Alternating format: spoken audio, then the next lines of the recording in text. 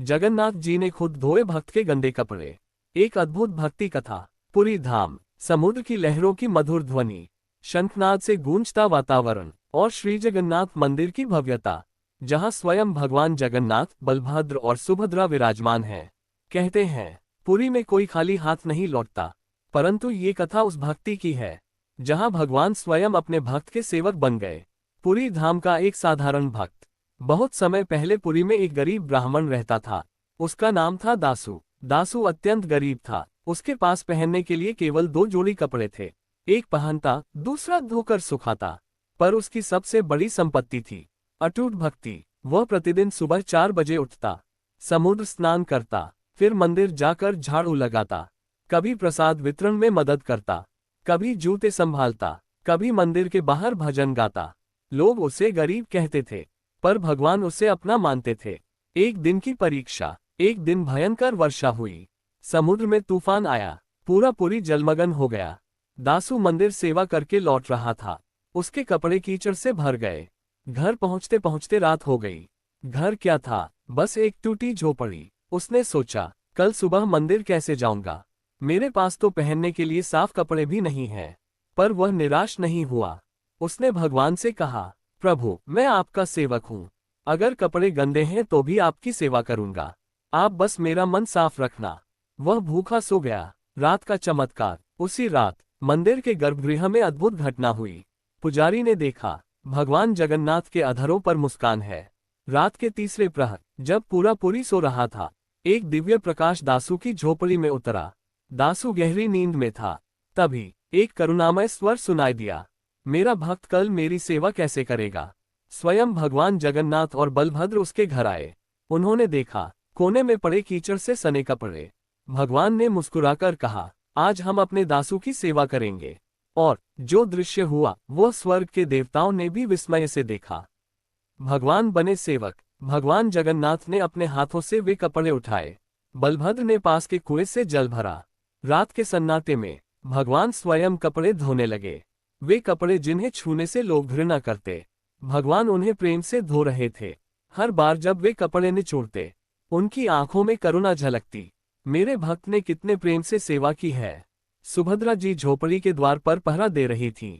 धोने के बाद भगवान ने अपने पीतांबर से कपड़े पोंछे, उन्हें सूखने के लिए टांग दिया।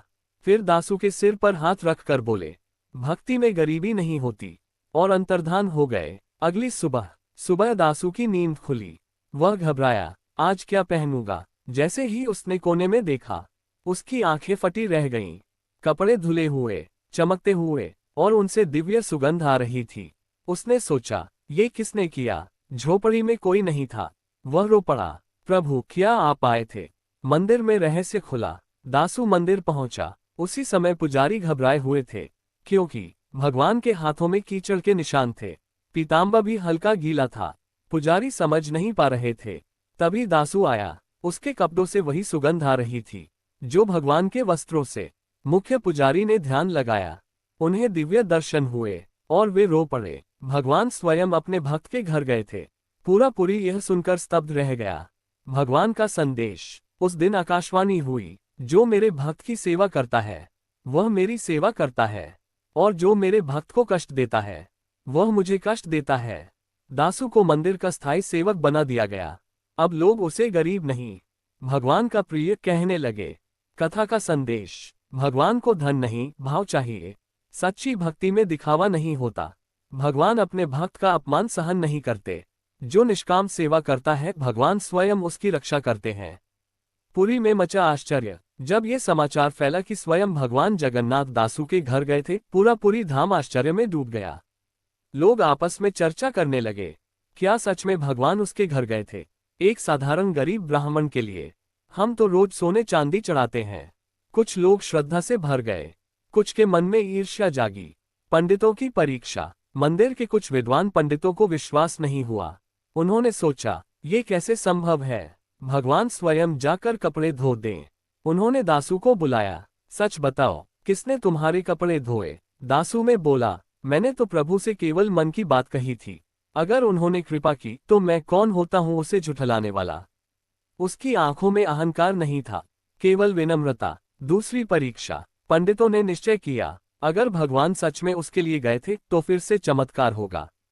उन्होंने योजना बनाई। एक रात उन्होंने दासू के घर के बाहर पहरा लगा दिया। सोचा आज देखेंगे कौन आता है। दासू को इसकी जानकारी नहीं थी। वह पहले की तरह भजन गाकर सो गया। जय जगन्नाथ स्वामी नयन पथगामी। दिव्य प्रकाश फिर उतरा। आधी रात फिर वही दिव्य प्रकाश, फिर वही सुगंध। पहरेदारों की आंखें अपने आप भारी होने लगीं, जैसे किसी अदृश्य शक्ति ने उन्हें सुला दिया हो। और उसी क्षण दिव्य रूप में भगवान प्रकट हुए। इस बार दासू के घर में पानी टपक रहा था। छत से वर्षा का पानी भीतर आ रहा था। भगवान जगन्नाथ ने अपने सुदर्शन चक्र से छत को ठीक कर दिया। बलभद्र ने दीवार संभाली। सुभद्रा ने घर में प्रकाश फैलाया। भगवान का प्रेम। भगवान ने कहा, मेरा भक्त मेरे लिए मंदिर सजाता है, क्या मैं उसका घर नहीं संवार सकता। उन्होंने झोपड़ी को भीतर से इतना सुंदर बना दिया कि वह दिव्य कुटिया जैसी लगने लगी। फिर भगवान ने दासू के चरणों के पास बैठकर कहा, जो स्वयं को मेरा दास कहता है, वास्तव में मैं उसका दास बन जाता हूँ। अगली सुबह का बड़ा चमत्कार। सुबह पहरेदार उठे तो स्तब्ध रह गए। जहाँ टूटी झोपड़ी थी वहाँ सुंदर सुदृढ़ कुटिया खड़ी थी। दासू बाहर आया तो वह स्वयं भी चकित रह गया। वह रो पड़ा, प्रभु आपने इतना क्यों किया, मैं तो आपकी सेवा में ही सुखी था। मंदिर में अंतिम रहस्य। उसी दिन मंदिर में एक और चमत्कार हुआ। भगवान जगन्नाथ के चरणों में मिट्टी लगी थी, जैसे वे रात में कहीं गए हों। राजा को बुलाया गया। राजा ने ध्यान लगाया और उन्हें भी दिव्य संकेत मिला। भक्ति राजमहलों में नहीं, हृदय में होती है। राजा स्वयं दासू के घर पहुंचे। उन्होंने दासू को प्रणाम किया। राजा का प्रणाम। पुरी का राजा एक गरीब ब्राह्मण के चरणों में झुका। लोगों की आंखें खुल गईं। राजा ने कहा, जिसके घर स्वयं भगवान आते हैं वह मेरे राज्य का सबसे बड़ा धन है। दासू को सम्मान दिया गया, पर दासू ने कहा, मुझे सम्मान नहीं, केवल सेवा चाहिए। कथा का गहरा संदेश। भगवान को भक्ति चाहिए, प्रदर्शन नहीं। जो नम्र होता है वही भगवान के निकट होता है। ईर्ष्या भक्त को दूर करती है। भगवान अपने सच्चे सेवक की हर छोटी आवश्यकता भी स्वयं पूरी करते हैं। अंत में आज भी कहते हैं, पुरी धाम में अगर कोई सच्चे मन से पुकारे तो भगवान जगन्नाथ उसके जीवन की गंदगी ही नहीं, उसके दुख भी धो देते हैं। भक्ति की अंतिम परीक्षा। पुरी धाम में अब दासू का नाम श्रद्धा से लिया जाने लगा था, पर जहां भक्ति होती है वहां परीक्षा भी होती है। ईर्ष्या की अग्नि। कुछ लोग दासू की बढ़ती प्रतिष्ठा से जलने लगे। भगवान उसके घर जाते हैं, क्या हम कम भक्त हैं? उन्होंने सोचा, हम उसकी भक्ति की सच्चाई परखेंगे। उन्होंने एक योजना बनाई। सोने की थैली। एक दिन मंदिर के एक धनी सेवक ने दासू की झोपड़ी में चुपचाप सोने की थैली रख दी। इरादा था, देखते हैं गरीब है, धन देखकर क्या करता है। दासू सुबह उठा। उसने कोने में सोने की थैली देखी। वह घबरा गया। हे प्रभु, ये परीक्षा है क्या? उसने थैली उठाए और सीधे मंदिर पहुंचा। भगवान के चरणों में धन। दासू ने सोने की थैली भगवान के चरणों में रख दी। प्रभु, यह आपका है, मेरे घर में ये शोभा नहीं देता। लोग छिपकर देख रहे थे। उनकी आंखें झुक गईं। बीमारी। पर परीक्षा यही समाप्त नहीं हुई। कुछ ही दिनों बाद दासू गंभीर रूप से बीमार पड़ गया। तेज बुखार, कमजोरी और कोई देखने वाला नहीं। अब लोग सोचने लगे, अगर भगवान उससे इतना प्रेम करते हैं तो उसे बचाए क्यों नहीं। एक और दिव्य रात का समय। दासू बुखार में तप रहा था। वह बड़बड़ा रहा था, प्रभु मंदिर की सफाई कौन करेगा? उसी क्षण झोपड़ी में प्रकाश फैला। स्वयं भगवान जगन्नाथ प्रकट हुए। उन्होंने दासू के माथे पर हाथ रखा। मेरे लिए चिंता करता है, अपने लिए नहीं। भगवान ने अपने कर कमलों से उसके माथे का पसीना पोंछा। बलभद्र ने औषधि का जल पिलाया। सुभद्रा ने झोपड़ी में शीतलता फैलाई। चमत्कारी उपचार। सुबह होते होते दासू का बुखार उतर चुका था। वह पुनर्तः स्वस्थ था। उसी समय मंदिर में एक और चमत्कार हुआ।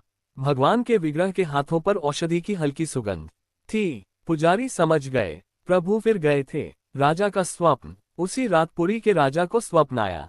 स्वप्न में भगवान बोले, राजन, जो मेरे भक्त की सेवा करेगा वह सीधे मेरी सेवा करेगा। अगले दिन राजा ने घोषणा की, पुरी में कोई भूखा नहीं रहेगा, कोई भक्त अकेला नहीं रहेगा। दासू का अंतिम जीवन काल। समय बीता। दासू वृद्ध हो गया। उसकी सेवा कम नहीं हुई। एक दिन उसने मंदिर में भजन गाते हुए कहा, प्रभु अब मुझे अपने पास बुला लीजिए। उसी क्षण मंदिर में दिव्य प्रकाश फैला। सबने देखा, भगवान के विग्रह से प्रकाश की किरण निकली और दासू के हृदय में समा गई। दासू मुस्कुराते हुए भूमि पर गिर पड़ा। उसका शरीर शांत हो गया। उस दिन मंदिर में प्रसाद की मात्रा अपने आप बढ़ गई। भक्तों ने कहा, दासू को स्वयं भगवान लेने आए थे। पुरी में आज भी कहा जाता है, जिस दिन सच्चे भक्त की मृत्यु होती है, वह मृत्यु नहीं, सीधा वैकुंठ गमन होता है। सच्ची भक्ति परीक्षा से गुजरती है। भगवान अपने भक्त को कभी अकेला नहीं छोड़ते। धन, बीमारी, अपमान सब भक्ति की कसौटी है। जो भगवान को समर्पित है उसे भगवान स्वयं संभालते हैं। भक्ति का रहस्य जो दुनिया नहीं समझ पाए। दासू के वैकुंठ गमन के बाद भी पुरी धाम में उसकी चर्चा समाप्त नहीं हुई। लोग कहते, क्या सच में भगवान उसके लिए रोए थे? क्या सच में भगवान ने उसके कपड़े धोए थे? कुछ लोगों के मन में अभी भी संशय था। समुद्र का संकेत। दासू के देह त्याग के तीसरे दिन पुरी का समुद्र अचानक शांत हो गया। लहरें मानो प्रणाम कर रही थीं। मंदिर के शंख अपने आप बज उठे। पुजारी समझ गए, यह कोई सामान्य घटना नहीं है। गर्भगृह का रहस्य। उसी दिन जब पुजारी भगवान जगन्नाथ के विग्रह को स्नान करा रहे थे, उन्होंने देखा, भगवान के चरणों के पास एक छोटी सी मिट्टी की रेखा है, जैसे किसी झोपड़ी की भूमि की धूल हो। मुख्य पुजारी ध्यान में बैठ गए। उन्हें दिव्य संकेत मिला। मैं दासू के घर से सीधा यहाँ आया था। उनकी आंखों से आंसू बह निकले। राजा की सभा। पुरी के राजा ने विशेष सभा बुलाई। सभा में विद्वान, संत, महंत, ब्राह्मण सभी उपस्थित थे। राजा ने कहा, हमने सोचा था भगवान केवल मंदिर में हैं, पर अब समझ आया, वे अपने भक्त के हृदय में रहते हैं। सभा में एक वृद्ध संत खड़े हुए। उन्होंने कहा, जिस दिन भगवान ने उसके कपड़े धोए, उस दिन भगवान ने संसार को सिखाया, अहंकार धो डालो। एक और चमत्कार। दासू की झोपड़ी अब खाली थी, पर एक रात वहां से भजन की ध्वनि सुनाई दी। जय जगन्नाथ। लोग दौड़े। झोपड़ी से दिव्य प्रकाश निकल रहा था। अंदर कोई नहीं था, परंतु वातावरण में वही सुगंध थी जो भगवान के वस्त्रों से आती थी।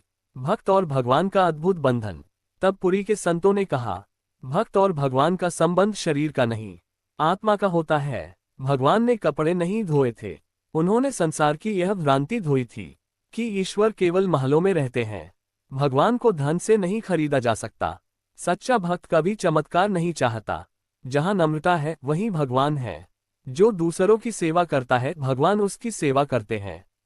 कथा का भावपूर्ण समापन। आज भी जब पुरी में वर्षा होती है और कोई गरीब भक्त अपने गंदे वस्त्रों को देख निराश होता है, कहते हैं, जगन्नाथ जी मुस्कुराते हैं, क्योंकि वे जानते हैं, जब मन निर्मल है तो वस्त्रों की गंदगी का क्या